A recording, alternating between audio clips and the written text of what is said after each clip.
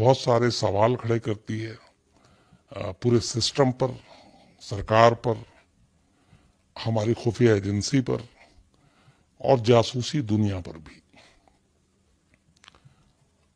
ये नाम शायद सभी जानते हैं, रविंद्र कौशिक।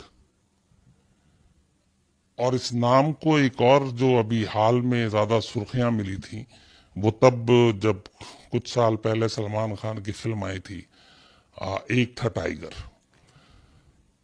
एक्चुअली ये इस फिल्म का नाम और इस फिल्म की जो हालांकि कहानी अलग थी, प्लॉट अलग था, लेकिन इंस्पायर पूरा जो है, जो इस कहानी को लिखी गई थी और इसका खास तौर पर नाम, वो इसी रविंद्र कौशिक से प्रेरित था। क्योंकि रविंद्र कौशिक को ब्लैक टाइगर का खिताब मिला था, और ये खिताब किसी और ने नहीं बल्कि उस वक्त की प्रधानमंत्री इंदिरा गांधी ने दिया था। और वो क्यों दिया गया था ब्लैक टाइगर का खिताब, ये आज जब पूरी कहानी आप सुनेंगे, समझेंगे, तब आपको पता चलेगा। बट मैं रविंद्र कौशिक की कहानी सुनाऊं उससे पहले बहुत सारे लोगों के मन में एक सवाल हमेशा रहता है, और क्राइम तक के इसी प्लेटफॉर्म पे कई बार लोगों ने मुझसे पूछा भी है। तो मैं थोड़ा सा वो आपको डिटेल में बता दूं कि ये जासूसी दुनिया होती क्या है और जासूस होते क्या, और इनको लेके सरकार के हमारे नजरिया क्या होता है। हर मुल्क की अपनी अपनी एजेंसियां होती हैं, अपने अपने जासूस होते हैं, और ये किसी से ढकी छुपी बात है नहीं। जैसे जो भी खुफिया एजेंसी किसी भी कंट्री की होती है, चाहे वो सीआईए हो, केजीबी हो, MI6 हो, मोसाद हो, आईएसआई हो, रॉ हो, तो ये सारी खुफिया एजेंसियां अलग अलग कंट्री की, और ये लोग काम करते हैं जासूसी की दूसरे मुल्कों में जाकर। एक तो होते हैं जो इनके अपने जैसे डिपार्टमेंट के लोग होते हैं, और एक जो जासूस होता है, या जिसे कई बार अंडर कवर एजेंट भी बोलते हैं, वो करते तो काम है एजेंसी के लिए, लेकिन उसमें एक अजीब सी शर्त होती है कि अगर आप जासूसी करते हुए किसी दूसरे मुल्क में पकड़े गए, तो फिर हम आपको डिसोन कर देंगे, हम आपको पहचानेंगे नहीं, हम आपको मतलब ज्यादातर मामलों में था कि किसी तरह की आपको मदद नहीं करेंगे। तो एक तरह से उसकी जिंदगी जो है वो अजीब होती है एक जासूस की। और ऐसे कई केस हैं जिसमें पकड़े जाने के बाद गवर्नमेंट ने उसके लिए कुछ नहीं किया, उसकी रिहाई के लिए कुछ नहीं किया। और यही चीज रविंद्र कौशिक के साथ भी हुई, जिसे ब्लैक टाइगर तक का खिताब दिया था देश की प्राइम मिनिस्टर ने। उसका आखिरी वक्त कैसे गुजरा, उस क्या कुछ हुआ, तो ये एक अफसोसनाक कहानी है। लेकिन ये एक मतलब देशभक्ति की अगर मिसाल भी कहूं इस कहानी को, तो भी गलत नहीं होगी, क्योंकि देशभक्ति का जिसके अंदर जज्बा होता है वही शायद ऐसे कदम उठाते हैं, आम आदमी के बस की बात नहीं है। और रविंद्र कौशिक को ये सारी सच्चाई मालूम थी, उसके बावजूद उसने देश की हिफाजत के लिए, देश के लिए अपनी कुर्बानी दी।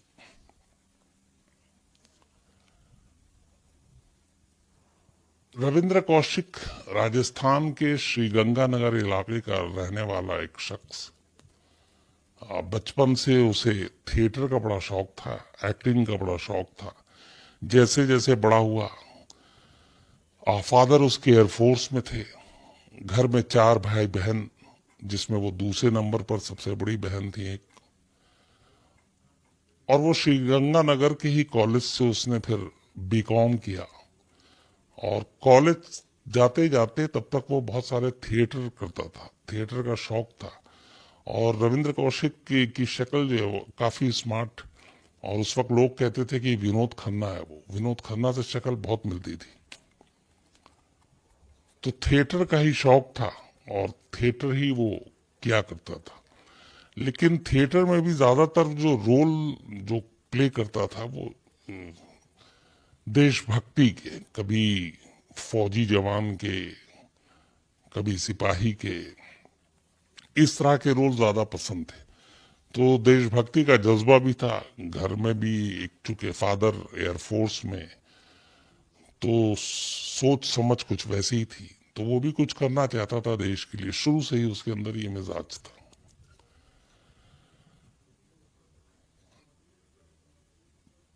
कॉलेज पास जब ये बीकॉम कर चुका, उसी साल, ये बात है 1975 की, 1975 में एक प्ले था लखनऊ में, और लखनऊ में प्ले के दौरान जब वो प्ले कर रहा था तो उसमें एक भारतीय फौज का रोल प्ले कर रहा था, और उसको उस वक्त चीन के साथ हम जंग हारे थे, तो उसमें ये दिखाया गया था कि कैसे एक आर्मी का जवान चीनी फौज के कब्जे में आ जाता है, और चीनी फौज उससे राज उगलवाने के लिए उसे बुरी तरह टॉर्चर करती है, और वो पूरी तरह से टॉर्चर हो रहा है, और ये किरदार निभाया रविंद्र कौशिक ने, और बहुत खूबसूरती से निभाया। जब ये प्ले हो रहा था लखनऊ के जिस थिएटर हॉल में, वहां पर रॉ के कुछ एजेंट बैठे हुए थे, और कहते हैं कि जब श्री गंगानगर में ये पढ़ाई कर रहा था और तब भी वहां पे प्ले होता था रविंद्र कौशिक, तब भी रॉ की नजर इसके ऊपर थी, क्योंकि एक्टिंग बहुत अच्छी करता था रविंद्र कौशिक, और रॉ की नजर थी। अच्छा, आमतौर पर जासूसी के लिए जो हमारी एजेंसी है वो वैसे लोगों को चुनती है, प्रेफरेंस देती है जो बॉर्डर के आसपास रहते हैं। श्रीगंगानगर भी बॉर्डर के पास है पाकिस्तान से इधर, तो ऐसे लोगों को और ऐसे नौजवान को जिनके अंदर राष्ट्रभक्ति का जज्बा हो, बॉर्डर के करीब हो, इन लोगों को ज्यादा इन पे नजर होती है। तो रॉ की नजर श्रीगंगानगर से ही थी, इस प्ले के जरिए और बाकी अपने उनके जो इन्फॉर्मर थे उसके जरिए, और रॉ को चाहिए भी था कि इस तरह का जो किरदार असली जिंदगी में असली किरदार निभा सके। तो लखनऊ में प्ले के दौरान में रॉ के कुछ लोगों से मुलाकात हुई।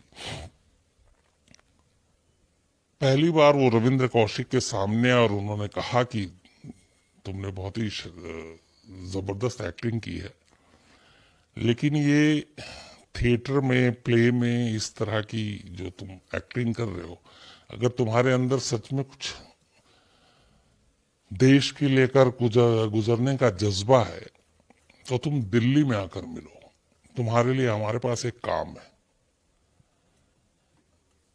रविंद्र कौशिक ने कहा ठीक है। तो 75 के एंड में ही रविंद्र कौशिक दिल्ली पहुंचता। तब तक उसे मालूम नहीं था कि कौन सा काम है और ये लोग क्या हैं और रॉ क्या है, रॉ का नाम तक नहीं सुना था। जब वो दिल्ली आता है तब फिर दो लोग मिलते हैं, उससे बातचीत होती है, फिर उसको रॉ के दफ्तर ले जाया जाता है, रिसर्च एंड एनालिसिस विंग, जो RAW।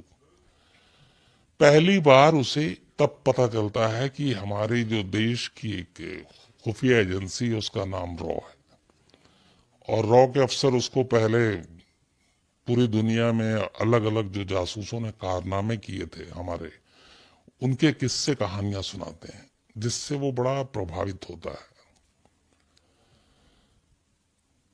फिर रॉ ऑफर देती है कि तुमको अगर जासूस बनना है तो बताओ, ये देश के लिए है। बिना सोचे समझे रविंद्र कौशिक हामी भर देते हैं और तैयार हो जाते हैं। इसके बाद अब ट्रेनिंग की शुरुआत होती है, और ये सब कुछ जो हो रहा था, रविंद्र कौशिक को पहली चीज ये बताई गई थी कि वो अपने घर में भी नहीं बताएगा कि वो क्या करने जा रहा है, बल्कि बिल्कुल इसको खुफिया रखना है। इसके बाद ट्रेनिंग शुरू होती है। अमृतसर, पठानकोट के इलाके में रॉ के कुछ अपने दफ्तर और बाकी चीजें थी, जहां पे ले जाकर, और फिर दिल्ली में। तो अमृतसर और पठानकोट दिल्ली, यहाँ पे ट्रेनिंग दी जाती है रविंद्र कौशिक को। रविंद्र कौशिक की पंजाबी बहुत अच्छी थी और पाकिस्तान के ज्यादातर इलाकों में पंजाबी ज्यादा बोली जाती है, तो पहला हर्डल यहाँ पार हो गया था कि ये पंजाबी चूंकि बेहतर बोलता है तो वहां पे ज्यादा घुलने मिलने में मुश्किल नहीं आएगी।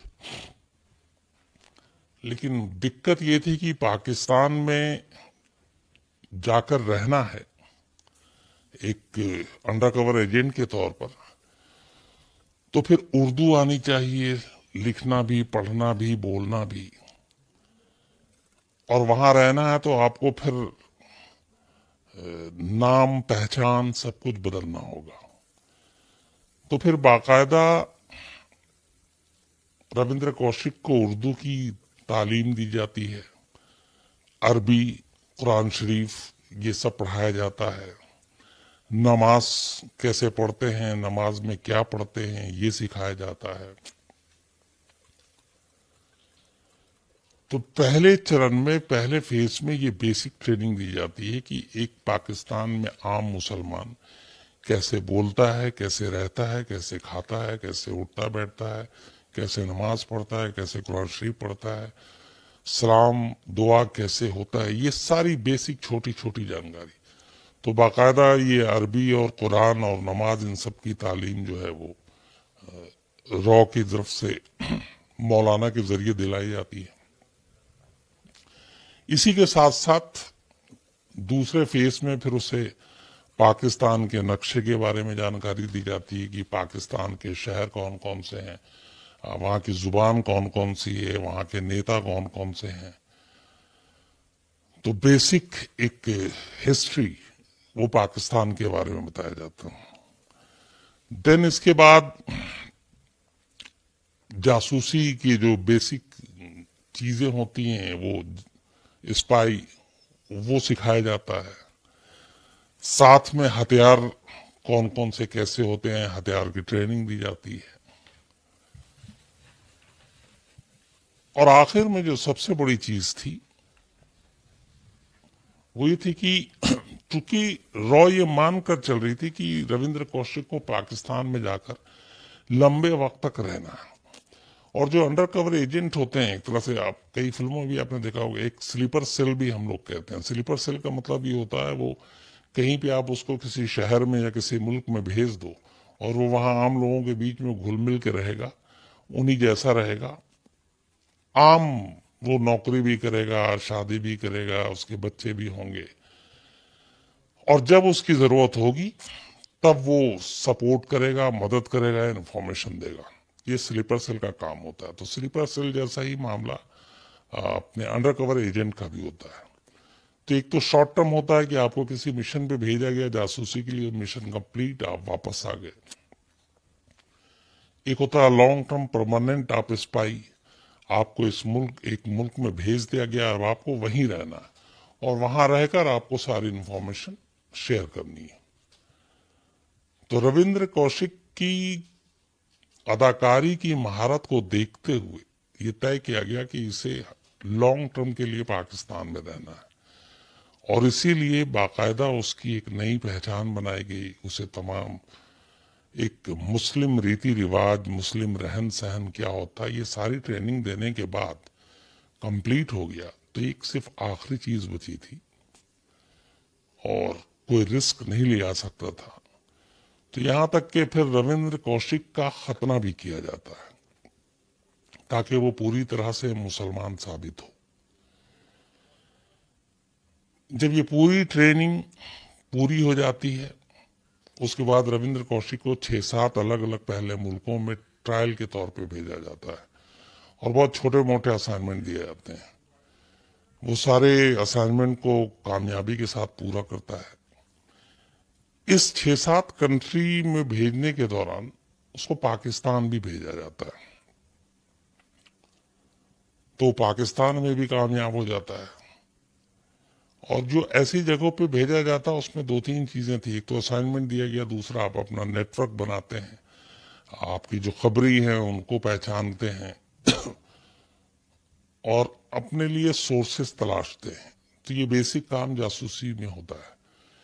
तो ये 6-7 कंट्री में सारे मिशन कंप्लीट करने के बाद 2 साल का वक्त निकल चुका था।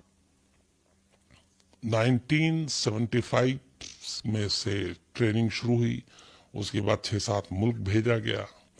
1977 आते आते जब सारे मिशन पूरे हो गए, तब रॉ पहली बार ये डिसाइड करती है कि अब रविंद्र कौशिक को पाकिस्तान भेजना है, और वो पाकिस्तान में ही रहेगा लॉन्ग टर्म के लिए, और वहां रहकर वो सारी जानकारी देगा।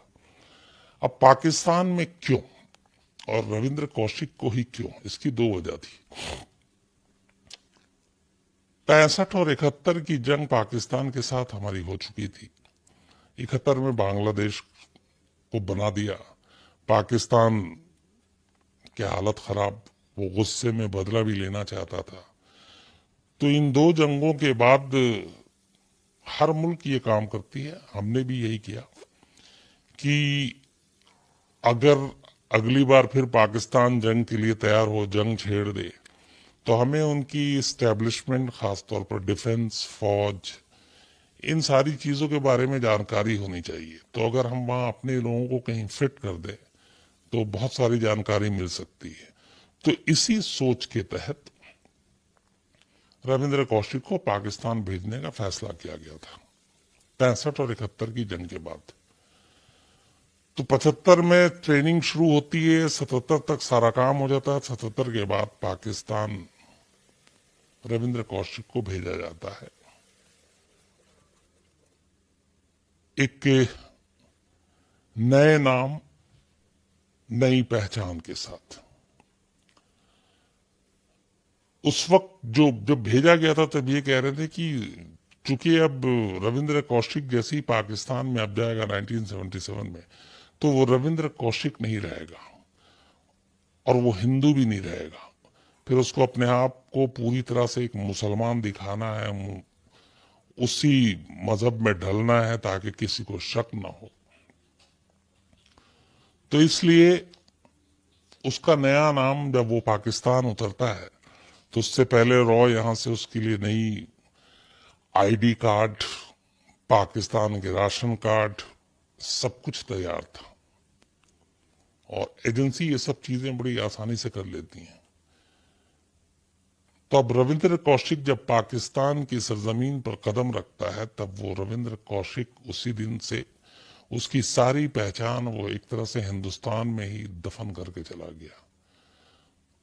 और पाकिस्तान की सरजमीन पर उतरने के बाद अब रविंद्र कौशिक से उसका नाम बदलकर नबी शाकिर, नबी अहमद शाकिर, ये रख दिया जाता है। तो रविंद्र कौशिक अब नबी अहमद शाकिर हो चुका था। वहां जाने के बाद चूंकि पहले से ही रॉ ने सारा इंतजाम कर रखा था, उसके लिए उसका अपनी पहचान पत्र, उसका अपना राशन कार्ड, सब कुछ था, और आम लोगों की तरह वो उसे रहना था। बदले में यहाँ पे पहले ये हो चुका था कि तुम्हें पैसे दिए जाएंगे, लेकिन ऐसे कामों के लिए सिर्फ पैसे मायने नहीं रखते, वहां पे देशभक्ति का जज्बा भी मायने ज्यादा रखता मायने। तो जब ये पाकिस्तान गया, उससे पहले, जाने से पहले रविंद्र कौशिक ने अपने घर वालों को भी नहीं बताया कि वो पाकिस्तान जा रहा है, क्योंकि ये डील और शर्त थी कि किसी को भी ये बात पता ना चले। तो उसने घर वालों से ये कहा कि उसको एक दुबई में नौकरी मिल गई है और वो दुबई नौकरी करने के लिए जा रहा है। ये कहकर रविंद्र कौशिक घर से निकला और पाकिस्तान पहुंच गया। नबी अहमद शाकिर के नाम से कराची पहुंचने के बाद जो रॉ के अपने सपोर्ट थे वहां पे, वो उनसे थोड़ी शुरुआती मदद मिली।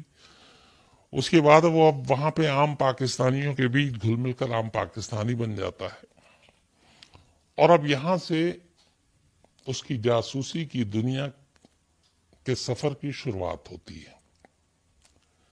लेकिन जितना रॉ ने सोचा था, रविंद्र कौशिक उससे कहीं ज्यादा तेज और उससे कहीं ज्यादा होशियार और बहुत तेजी से काम करने वाला एक जासूस निकला। पाकिस्तान पहुंचने के बाद नबी अहमद शाकिर के नाम से, हाँ, जब ये पाकिस्तान पहुंचे रविंद्र कौशिक तब उसकी उम्र थी 23 साल, सिर्फ 23 ईयर्स। 1952 की पैदाइश थी, 1975 में ट्रेनिंग हुई थी, बल्कि 23 या 25 साल थी शायद। वहां जाने के बाद कराची के लॉ कॉलेज में रविंद्र कौशिक एडमिशन ले लेता, मतलब नबी शाकिर अहमद के नाम से। और यहां से ऑलरेडी वो बीकॉम में ग्रेजुएशन कर चुका था, लेकिन पाकिस्तान पहुंचने के बाद वो लॉ कॉलेज में एडमिशन लेता है कराची के, और फिर लॉ की डिग्री हासिल करता है। लॉ की डिग्री हासिल करने के बाद, बाकायदा पूरी पढ़ाई करने के बाद, ग्रेजुएशन करने के बाद, एक दिन अचानक अब उसे वहां चूंकि जासूसी करनी थी, उसके तरीके ढूंढने थे, निकालने थे, एक ऐसा काम करता है रविंद्र कौशिक जिसकी उम्मीद यहाँ पे रॉ को भी नहीं थी, और बल्कि ये दुनिया में सबसे मुश्किल काम में से एक काम है किसी जासूस के लिए, जो अब रविंद्र कौशिक करने जा रहा था। एक दिन ग्रेजुएशन लॉ की डिग्री लेने के बाद अचानक वो पाकिस्तान के एक उर्दू के न्यूज़पेपर में देखता है कि एक इश्तेहार छपा है, और उसमें पाकिस्तानी आर्मी के लिए वैकेंसी थी। जैसे हम लोगों के अभी छपता है, आर्मी के लिए जब भी वैकेंसी आती है तो अखबारों में विज्ञापन आता है, ऐड आता है। तो पाकिस्तान के एक अखबार में इश्तेहार आया कि पाकिस्तानी आर्मी में लोगों की जरूरत है। रविंद्र कौशिक को लगता है कि इससे अच्छा मौका नहीं होगा, वो फौरन अप्लाई करता है, और किस्मत देखिए कि पाकिस्तानी फौज में उसका सिलेक्शन हो जाता है। अब रविंद्र कौशिक नबी अहमद शाकिर के नाम से पाकिस्तानी आर्मी का हिस्सा हो चुका था। जब ये खबर यहां मिलती है रॉ को, तो जाहिर सी बात है खुशी का ठिकाना नहीं, क्योंकि एक होता है बाहर से जासूसी करना, बाहर से इंफॉर्मेशन कलेक्ट करना, एक होता है उसी आर्मी के अंदर घुस जाना जिस आर्मी के अंदर से आपको खबर निकालनी है। इसके बाद आर्मी में वो नौकरी करता रहता है, धीरे धीरे उसकी तरक्की भी पाता रहता है, प्रमोशन होता रहता है, और प्रमोशन पाते पाते नबी अहमद शाकिर एलियस रविंद्र कौशिक पाकिस्तानी आर्मी में मेजर के पद तक पहुंच जाता है। और ये बड़ी बात थी, क्योंकि मेजर के पद पर पहुंचने का मतलब है आप बहुत सारी जानकारी, बहुत सारी चीजें आप दे सकते हैं। इसके बाद जब वो मेजर के पोस्ट तक पहुंच गए, फिर वो बहुत सारी इंफॉर्मेशन रॉ तक भेजना शुरू करते हैं, और कहते हैं कि उससे हिंदुस्तान को बहुत फायदा हुआ था। जिसमें मेन जो इन्फॉर्मेशन, जिस पर सबसे ज्यादा काम किया रविंद्र कौशिक ने, जिसकी वजह से ब्लैक टाइगर का खिताब खुद इंदिरा गांधी ने दिया, एक तो ये कि पाकिस्तानी आर्मी का हिस्सा बनना, एक हिंदुस्तानी जाकर पाकिस्तान में रहता है और सब कुछ करता है। एक एटॉमिक पावर स्टेशन, जो पाकिस्तान का एटॉमिक पावर स्टेशन, उसके बारे में बहुत सारी जानकारी, वहां के डिफेंस के बारे में बहुत सारी जानकारी, और अपनी हिफाजत के लिए वहां की सेना क्या कर रही है उसके बारे में सारी इंफॉर्मेशन। जब पाकिस्तानी आर्मी ज्वाइन किया रविंद्र कौशिक ने, इसी दौरान में पाकिस्तानी आर्मी के ही एक में काम करने वाले एक अफसर की बेटी, जिसका नाम अमानत, उससे रविंद्र कौशिक को प्यार हो जाता है। अब जब लॉन्ग टर्म के लिए आप किसी मुल्क में जासूसी करने जाते हैं तो उसमें एक ये भी है स्लीपर सेल या फिर जो अंडरकवर एजेंट है कि आपको कोई आप पे शक न करे कि आप उस मुल्क के नहीं हैं या आप जासूस हैं। तो उसमें जो बेसिक चीजें बताई जाती है उसमें बाकी नाम पहचान धर्म ये सारी चीजें तो होती है। साथ साथ ये भी होता है कि अगर आप लोकल लड़की से शादी कर लें तो फिर और भी ज्यादा लोगों को शक करने का मौका नहीं मिलता, यकीन करते हैं। तो यहाँ पे ये था कि उल्टा रविंद्र कौशिक को प्यार हो गया और उसने फिर रॉक तक ये मैसेज पहुंचाया कि अगर मैं शादी कर लेता हूं तो एक तो एक ही लोगों को शक नहीं होगा और दूसरा वो भी पाकिस्तानी आर्मी से जुड़े हुए जिसकी बेटी है। लेकिन एक सच ये भी था कि खुद रविंद्र कौशिक को उस लड़की से प्यार हो गया था अमानत से और वो शादी करना चाहता था, लेकिन बिना रॉ की परमिशन के शादी मुमकिन नहीं थी। इसलिए उसने बताया कि यहाँ पे लोगों का यकीन और दिल जीतने के लिए शादी करना जरूरी है। तो रॉ ने भी फिर कहा, जो कि ऐसा पहले भी कई केस में हो चुका था, तो रॉ ने हरी झंडी दे दी। इसके बाद बाकायदा रविंद्र कौशिक उर्फ नबी अहमद शाकिर ने अमानत से निकाह किया। इसके बाद इनका एक बेटा हुआ जिसका नाम अरीब रखा गया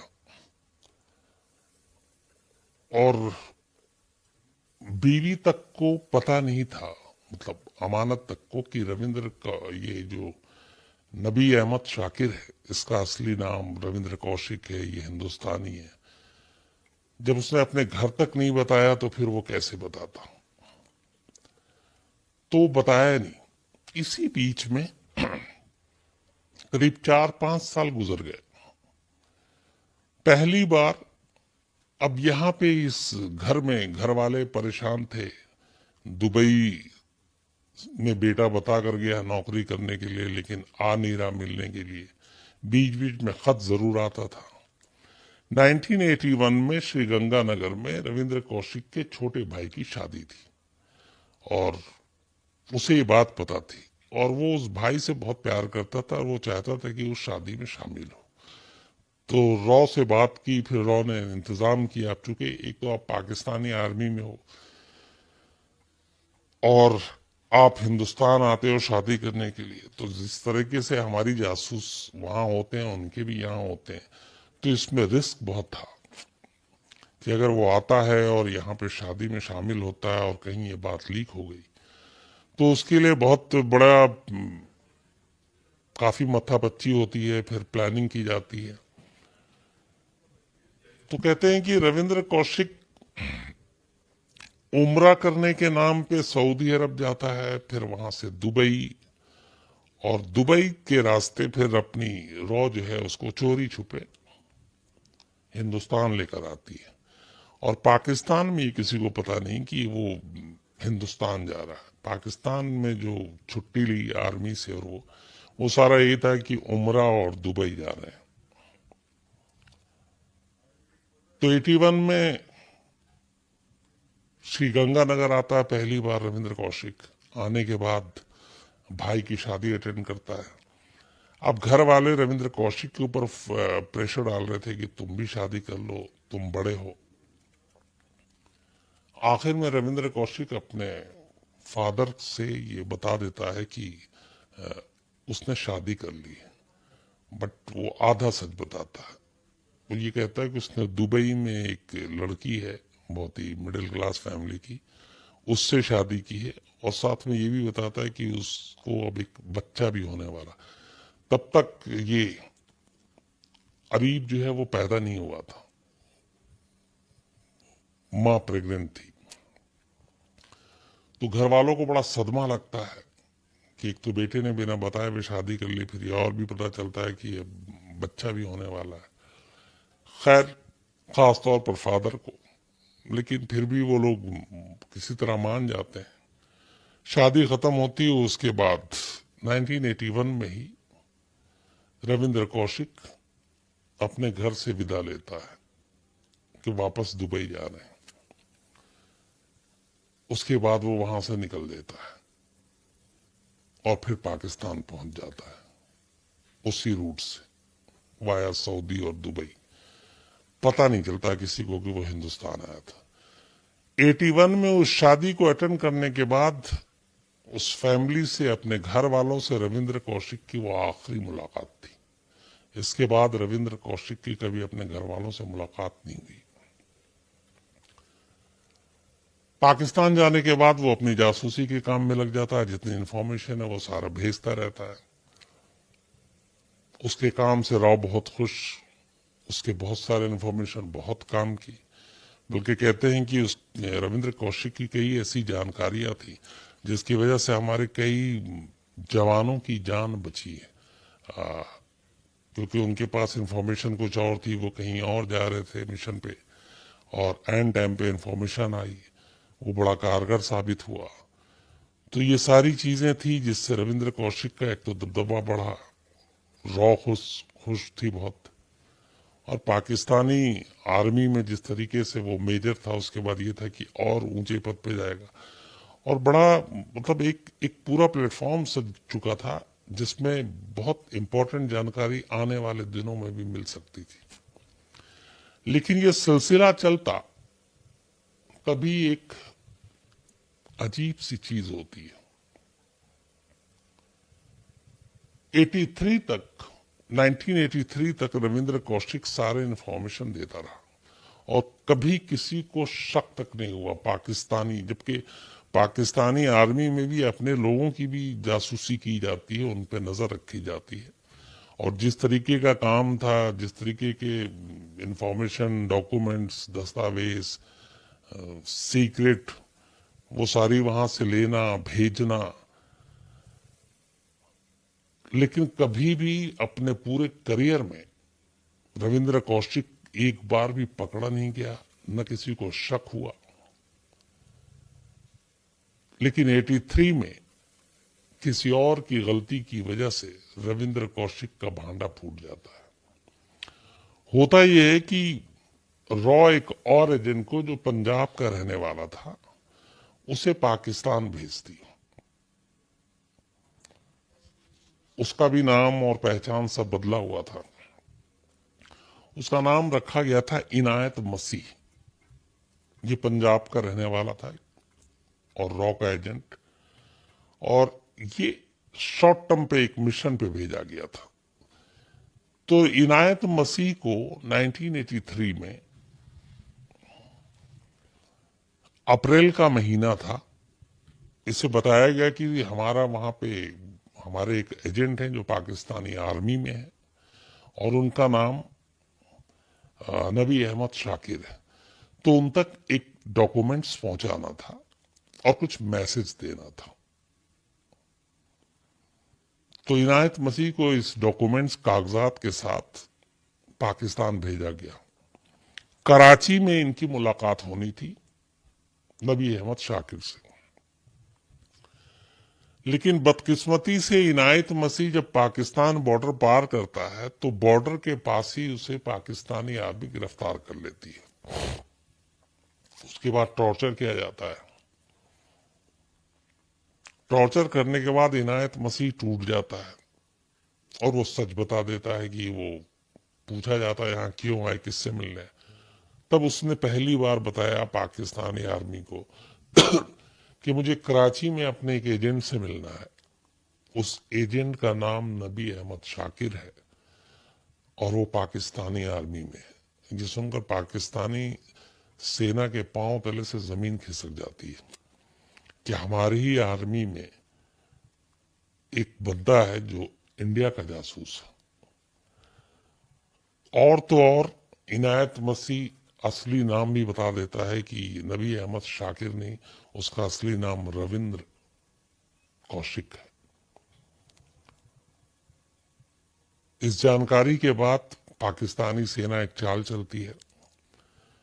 वो इनायत मसीह को अपने साथ ले जाकर कराची लेके पहुंचती है और उससे कहती है कि तुम्हारी जिस दिन मुलाकात फिक्स है, जो टाइम फिक्स है, तुम उस जगह जाओगे और ये डॉक्यूमेंट्स लेकर जाओगे। कराची के जिन्ना गार्डन में इन दोनों की मुलाकात फिक्स थी। फ्राइडे का दिन था, जुमा के दिन में गार्डन में भीड़ बहुत कम होती है। 1983 अप्रैल का महीना, सुबह करीब 7:30 के आसपास इनायत मसीह जिन्ना गार्डन पहुंचता है कराची के। तय वक्त पर वहां नबी अहमद शाकिर गार्डन में पहुंचते हैं। दोनों एक बेंच पे बैठते हैं। इसके बाद जैसे ही और इस तरीके से बातचीत होती है कि जैसे दो सुबह सुबह जो वॉक करने आते हैं, टहलने आते हैं, वैसे लोग हैं, अनजाने लोग। और वो उन्हें कागजात, एक डॉक्यूमेंट्स देता है। जैसे ही ये डॉक्यूमेंट्स का आदान प्रदान होता है, पहले से उस गार्डन में ही पाक आर्मी के लोग छुपे हुए थे। वो अचानक आते हैं और चारों तरफ से नबी अहमद शाकिर को घेर लेते हैं। इसके बाद उसे गिरफ्तार करके ले जाया जाता है। फिर जो जुल्म सितम का दौर शुरू होता है वो बेइंतहा। जासूसी की दुनिया में इस तरीके के जासूसों को खुलवाने के लिए, उनका जुबान खुलवाने के लिए बहुत सारी तकलीफें दी जाती हैं, जिनमें बर्फ की सिल्लियों पर लिटाना हो, इलेक्ट्रिक शॉक देना हो, आपके हाथ पैर बांध के इस तरह खड़ा करना हो एक एक हफ्ता तक कि आपको नींद तो आएगी लेकिन आप सो नहीं पाएंगे। आपको ऐसी अंधेरे जगहों पर रखना है कि आपको 10 15 दिन ये पता नहीं चलेगा कि ये सुबह है या शाम है या दोपहर है, वक्त क्या हुआ है।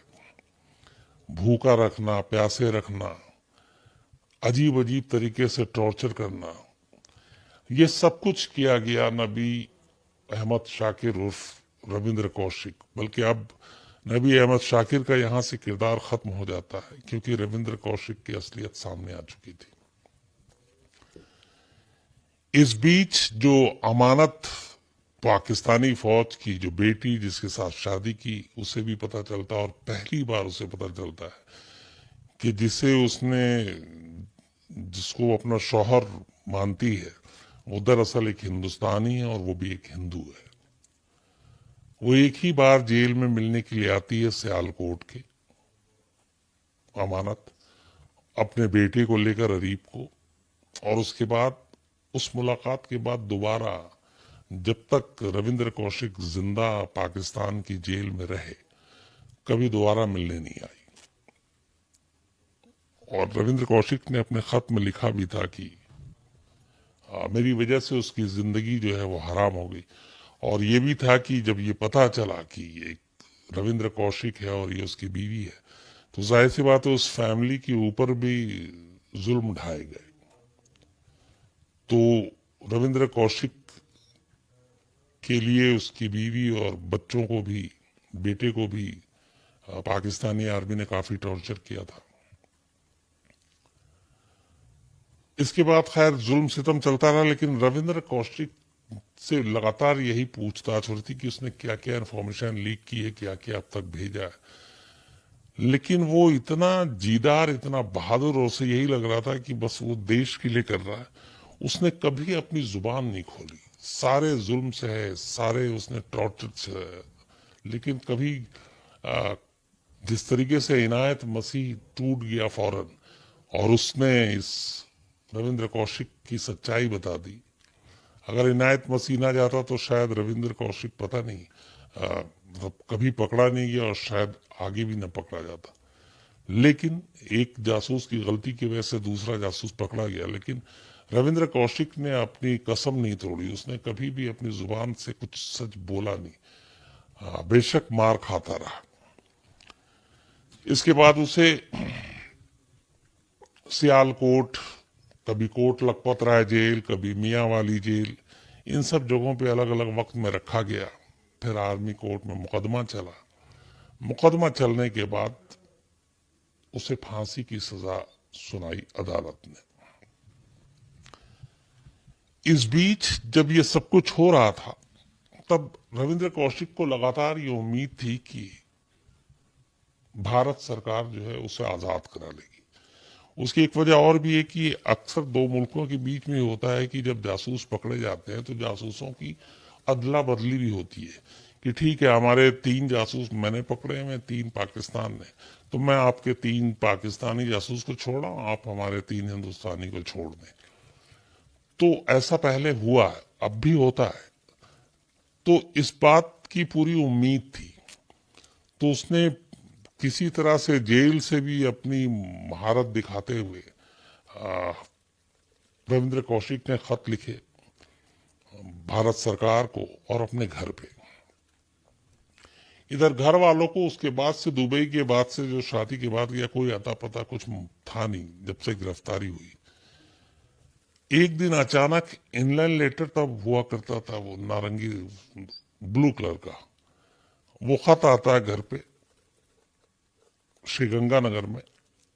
वो खत रविंद्र कौशिक के फादर के हाथ में लगता है, वो पढ़ते हैं और उसमें पहली बार लिखा था कि वो पाकिस्तान की जेल में है और उसे फांसी की सजा हो गई है और वो भारत सरकार और मीडिया इन लोगों से बात करें, मेरी रिहाई मुमकिन है।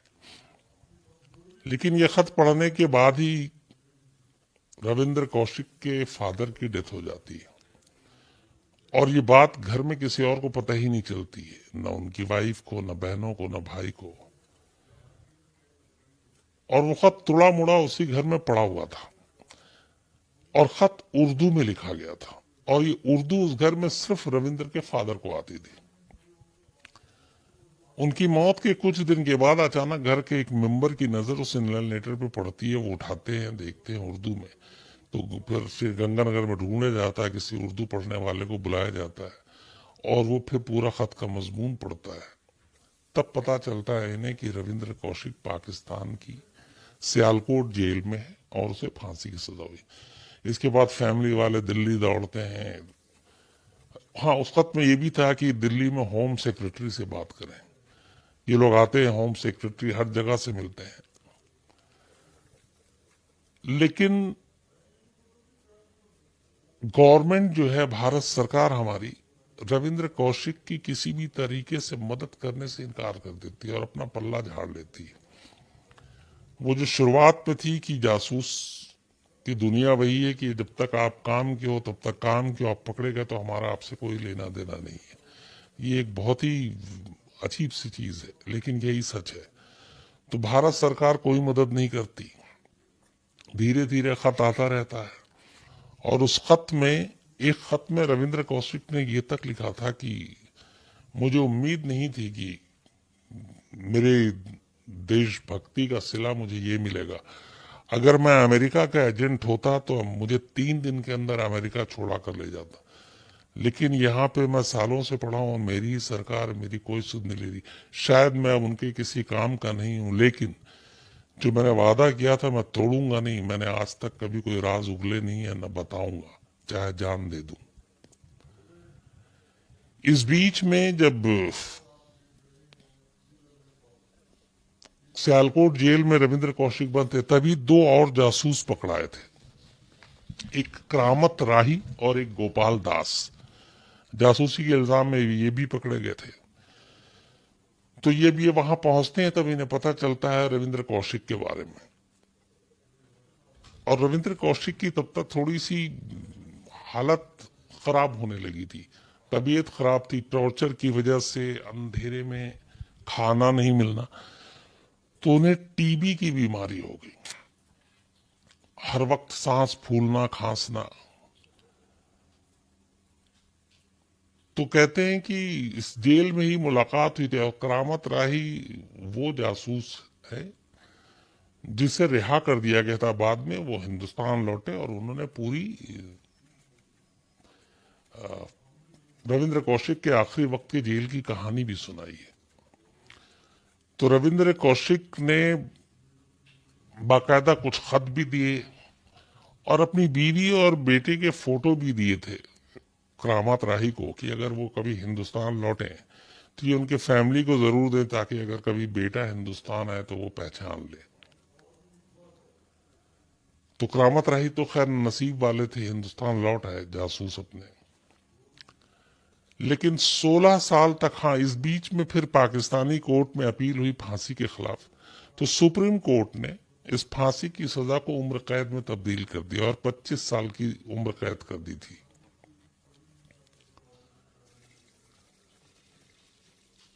और तब तक रविंद्र कौशिक अलग अलग जेलों में इधर से उधर रहे, हमेशा टॉर्चर किया गया, लेकिन लास्ट में खुद उनकी सेहत खराब हो गई।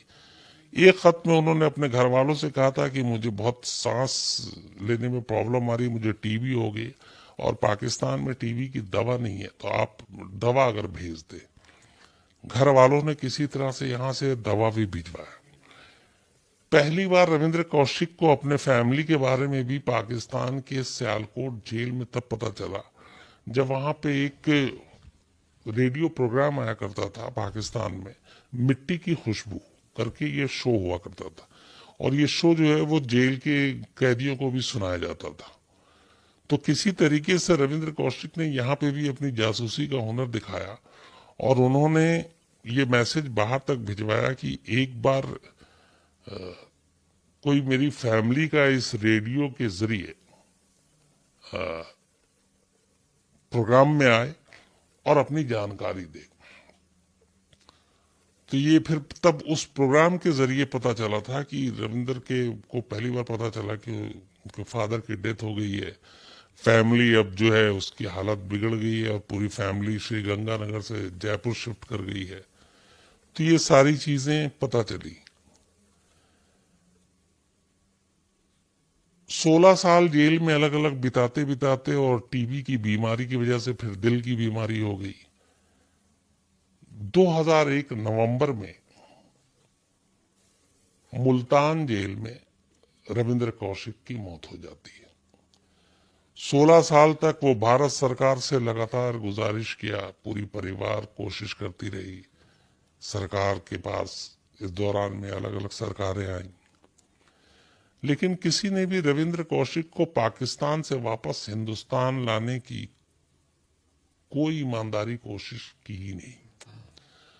और एक जासूस जिसने अपनी जिंदगी इस देश के लिए कुर्बान कर दिया, जिसे मालूम था कि वो पाकिस्तान नहीं बल्कि मौत के मुंह में जा रहा है, क्योंकि जासूस कब कहां पकड़ा जाए, कब भेद खुल जाए मालूम नहीं, लेकिन उसने देश के लिए न सिर्फ रविंद्र कौशिक से नबी अहमद शाकिर बना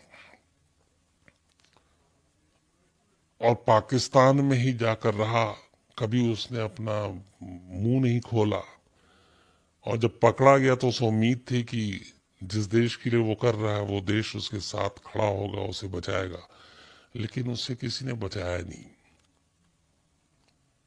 और आखिर में 2001 में मुल्तान में मौत हो गई। उसकी मौत के बाद मुल्तान जेल के पीछे ही रविंद्र कौशिक को दफना दिया गया, क्योंकि वहां पे उस हिसाब से, पाकिस्तानियों के हिसाब से, वो नबी अहमद शाकिर था, रविंद्र कौशिक नहीं, और इसीलिए उसको मुस्लिम तरीके से दफना दिया गया। मरने से 3 दिन पहले आखिरी खत रविंद्र कौशिक ने अपने घर वालों के लिए लिखा था, और वो खत उन्हें मिला भी, और उस खत में शिकायत यही थी कि जिस देश के लिए मैंने इतना कुछ किया उस देश के शायद अब मैं किसी काम का नहीं हूं, इसीलिए उन सब ने मुझे छोड़ दिया। और रविंद्र कौशिक वापस जिंदगी में कभी जिस जमीन की हिफाजत के लिए वो दूसरे मुल्क गया, उस जमीन की मिट्टी भी उसे नसीब नहीं हुई और उसे पाकिस्तान की सरजमीन में ही दफन होना पड़ा। कहते हैं कि जासूसी की दुनिया में, खासतौर पर हमारे हिंदुस्तान में, उससे जियाला, उससे दिलेर, उससे ज्यादा ज़हीन दूसरी कोई मिसाल नहीं मिलती, जो दुश्मन मुल्क में घुसकर दुश्मन की सेना में घुस जाए और बाकायदा वहां नौकरी करे, मेजर तक बन जाए। लेकिन ऐसे महान, ऐसे बहादुर जासूस का ऐसा अंजाम ये सवाल खड़े करता है कि क्या हम लोग उसके लिए कुछ कर नहीं सकते थे? क्या सरकार कुछ कर नहीं सकती थी? ऐसे बहुत सारे पाकिस्तानी जासूस भी थे यहाँ पे। अदला बदली हो सकती थी, बातें हो सकती थी, शर्तें हो सकती थी, लेकिन ये चीजें नहीं हुई। और वो जो है उसको हिंदुस्तान की मट्टी तक नसीब नहीं हुई। उसके फैमिली के लोग आज भी हैं, आज भी उनकी शिकायत सरकार से है कि अगर सरकार चाहती तो रविंद्र कौशिक हिंदुस्तान लौट सकता था, लेकिन ऐसा हुआ नहीं। हाँ, एक था टाइगर और टाइगर जिंदा है जैसी फिल्में बनाकर रविंद्र कौशिक को दोबारा इस देश ने जरूर याद किया, लेकिन ऐसी याद का क्या मतलब, ये मतलब मुझे भी समझ में नहीं आता। तो ये थी पूरी कहानी।